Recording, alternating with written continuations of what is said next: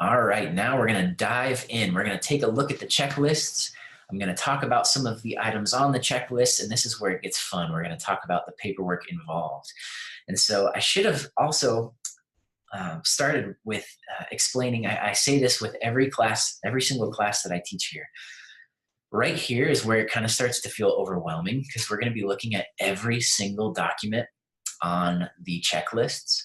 And I don't want you guys to feel like you have to memorize these items.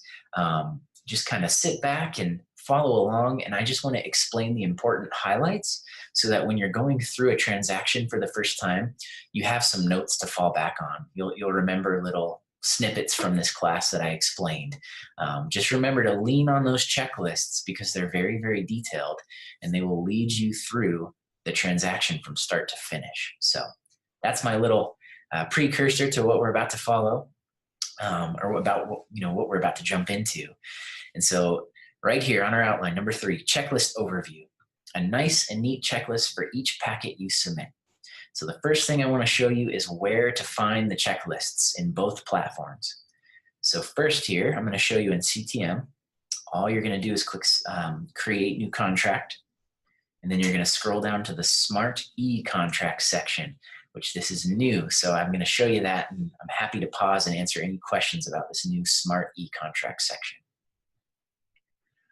So just to confirm, since I was having technical difficulties, can you still see my screen? Are you seeing CTM e-contracts?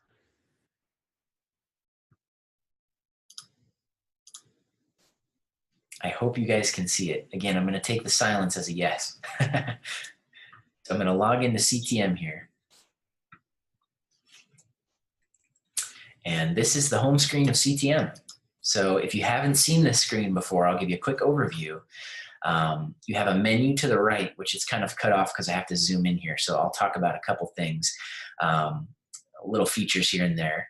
And then you can create new contracts and get started by just clicking the link up here, create new contract. We're going to show you that in a second here.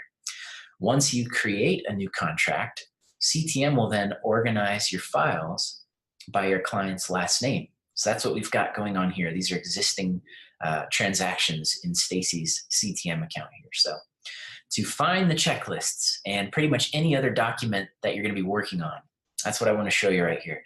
You're going to click Create New Contract, and you'll see here you can select the contract disclosures, etc., that you would like to create. So you can start with listing contracts. So your exclusive right to sell, when you get a new listing, you can start there. Or you have your exclusive right to buy, so your buyer agency agreement, you can start that there. Just click on the Go button. And down here, under the Smart e-contract section, that's where you're going to find all of our equity-specific forms. So the checklists and our document storage and access fee, things of that sort. So as you can see, we have the listing packet checklist, the under contract packet checklist, and the buyer packet checklist. So I'm going to pause here and tell you, please consider taking a CTM class, because I'm only going to show you the basics, but this software is so involved that you're going to want to take a webinar. And so reach out to them. They have a calendar on their main website, just ctmecontracts.com. You can see their calendar. So please be sure to take a webinar, because again, I'm only going to show you the basics here. And one of those basics that CTM is kind of set up in an interesting way, in that you have to start with a parent contract in order for your checklists and specific documents to auto-populate. And what I mean by that, when you work with a seller or a buyer, usually the first thing you're going to do is establish your buyer agency agreements or your seller's agency agreements. You're allowing the seller or the buyer to hire you as their agent. And so that's why you have these listing contracts. So you'll see it says parent here. That just means they want you to start with your listing agreement or buyer agency agreement. And by starting with that, you're going to enter in your client's information. So their name, their contact information, a property address if you have it. And by doing that, CTM is going to organize, it's going to create a folder for that client by their name. But then when you come down here to the Smart e-contract section, any document that you create, it's going to take your client's information and auto-populate that information onto these forms. So I just want to throw that out there. That's the number one question that we're getting with these new smart e-contracts here. You can still create forms down here. So like if you wanted to pull up the listing packet checklist in CTM, you can still do that, and we're going to do it. So I apologize, I should have explained. So for example, to pull the listing packet checklist, just highlight it here, then click the Go button. And CTM is going to take you to the miscellaneous docs management section. And so you'll see it's just a new folder with all of those documents that were in that smart e-contracts window. And it's just checked the box next to the one you want to create. So then you'll click Create Contracts. And that's what's actually going to pull your listing packet checklist here. You can ignore these other 3 documents. I have this direct deposit and lease agreement extension and referral form. Those are just documents that I've been using previously in the past. That's why they're showing up here. But our listing packet checklist has been created here. And to edit and to preview this checklist, you're going to want to click this green globe edit icon. I have no idea why CTM set their software up this way. Your instinct is probably going to be to click on this blue link here to pull up the listing packet checklist. Well, if you do that, it's a locked document. You see, you can't type anything in here. You can't check boxes. I don't know why they set that up that way. It's not very intuitive. So anytime you're creating a document from that smart e-contract section, just remember to click the green globe edit icon. And by doing that, now you can type, you can enter the property address, you can check boxes and get going. So hopefully that explains the process there. But as I mentioned, so see here, we haven't created a parent contract. We haven't created a listing agreement, a buyer agency agreement, or a contract to buy and sell, those parent contracts. And therefore, I can't type in here. See how it's not letting me type a seller's name or a property address? It's because I don't have a parent contract. So you need to create a parent contract first because it's going to pull in your seller's name, the property address, all that stuff. So keep in mind, these checklists, you can preview them so you know what you're going to be pulling up, but you can't really add the seller's name and the property address until you have a parent contract because the autofill is going to pull in. So questions on that? Questions on accessing the checklists or any of the documents in the Smart e-contracts section? Can you hear me now, Paul? I can, yeah. Okay, I figured it out finally. I'm good. I just want to make sure you could hear me. Perfect, yeah. Thank No you. worries, I can hear you. Did you have any questions on that? This is kind of a new feature, but is it making sense so far? It is, yes, Okay. Thank you. Of course, you're very, very welcome. All right, so I'm going to leave that page, and I just want to go back. So that's how you'll access the checklists within CTM. And right now, I'm just showing you how to access these checklists. We're going to dive into the checklists and actually look at all the items on those checklists here in a second. But now that you know how to access the checklists in CTM, I'm going to jump over to DotLoop and show you the equivalent so you can see how to access those checklists in DotLoop as well. So we're just going to go to dotloop.com, and we're just going to click the sign in link here. And everybody who joins Equity is created with their accounts are set up with a free DotLoop account. So if you can't get in, just try to click forgot your password and you can reset your account. Or worst case, just give me a call or call Parker and we'll retrieve your account for you. So I'm just going to log in here.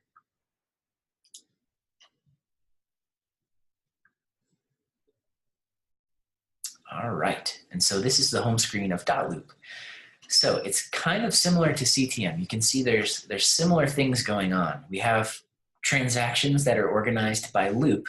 So once you start creating things, you'll have folders for each transaction, just like we did in CTM. The only difference here, in CTM, we clicked Create New Contract to get the ball rolling. Here, we're just going to click Add Loop. And so a loop is basically just a folder for your transaction. That's what these are here. They're different loops. That's the terminology for DotLoop. So we're going to click Add Loop. And we're just going to name this loop. So I'll just name it. So there is a naming convention for your loops. We're going to talk about this. So I'll just do it right now. My first name, last name, L for listing. You could also do B for buyer if it's a buyer transaction. Then you're going to put your client name down. So Smith, for example. And then the property address, 123 Elm Street, Denver, Colorado. So again, this naming convention is going to show up in our outline. I'm just kind of exposing you to it for the first time here. All right. So keep in mind, this part of the procedure, if you're using DotLoop to draft your contracts, I'm going to show you how you'd pull in those contracts and the checklist. It's kind of neat here. There's also another procedure if you're not using DotLoop to draft your contracts. Say you've built everything in CTM and you're just going to pull all of your paperwork into DotLoop for submission. I'll talk about that later. But for now, we're going to pretend we're using DotLoop to draft our contracts. I'm just going to click Continue here. And you'll see the next screen is these templates. So these templates are pretty neat because if I click this drop down, you'll see I have buying forms, listing forms, and under contract forms. So since this is an example listing, I'm using DotLoop to draft my contracts. When I select listing forms, it's going to pull in all of the forms that I have to fill out for my listing packet. Same thing for the buying forms and the under contract forms. It's kind of nice because these are templated. Just select the packet you're submitting or working on, and it's going to pull all those documents in there for you so you can jump in and start working. Pretty neat. I'll pause. So again, this is if you're creating your contracts in DotLoop. But just to specify, since we're on the screen, if you create your entire packet in CTM and you're just going to be submitting your items to DotLoop, and basically, in other words, you're going to get all of your paperwork from CTM over to DotLoop, you can skip these templates altogether. The templates are only going to pull in blank documents for you. That's why I want to show you this now. So I'll talk about that in more detail. Hopefully I didn't cause confusion by stating that right now. So we're going to select listing forms. We're going to click Continue. We're going to skip uploading a photo. We don't need to upload a photo for this. And then number 4, it's finishing. It's creating our loop. And you'll see a quick overview. You can change the status right here. So we're going to move it to active listing. And if we know the listing price, we're just going to put 400,000 in there. This is just quick information for us. Now your loop is ready to go. So you're just going to click View Loop. All right, looky there. So it shows you all of the items in here that you need.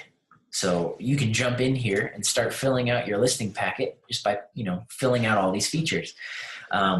Step 1 here, just to give you a little overview about DotLoop, this is the autofill feature of DotLoop. And it's kind of nice because this is how you can autofill all of your forms. And so you can start filling out the information. Seller 1, you can add a person. That's how you'll start filling in your seller details. And then you're going to add all of the property information, etc. And that's going to autofill over to all of your paperwork. It's pretty neat. So I just want to briefly show you that while we're on the screen here. But so what I'm doing here, I'm just showing you that you can fill out items. Everything's been pulled in for us. But getting back to the checklists. So once you've created your loop and say you need to add another document, or for example, I want to pull up our listing packet checklist here. Within the loop, you can do add document here. And you have this templates section. So again, this is where we pulled all of these items down here from the DotLoop templates. But if you just need to pull in one item, like a miscellaneous item, so for example, the listing packet checklist, click on templates. And then you can scroll down to the different categories here, listing forms, under contract forms, and buying forms. And so listing forms, for example, and then just check the box next to our listing packet checklist. When I click copy, it's going to pull in that listing packet checklist for us, and you'll see it's right there, right in our file, ready to go. So when you click on it, again, the autofill feature is coming up. You can just bypass that by Xing out. And you'll see it's the same listing packet that I showed you over in CTM. So that's how you're going to pull in the listing packet checklists and under contract packet checklists within the DotLoop software. Is that making sense so far? I know I kind of meandered a little bit to give you guys some more context, but is that everybody clear with how to pull checklists from both platforms?